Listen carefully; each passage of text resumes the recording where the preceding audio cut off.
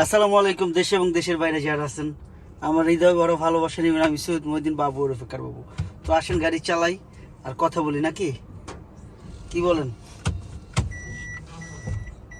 Back camera রেখে দিলাম। এই যে সামনে একদম এটা গিয়ার ফেলানো, যারা গাড়ি সম্পর্কে বুঝেন না অনেকে এটা খেয়াল করবেন আমাদের সম্পর্কে। পার্কিংয়ে দিলে অটোমেটিক পার্কিংয়ে চলে যাবে।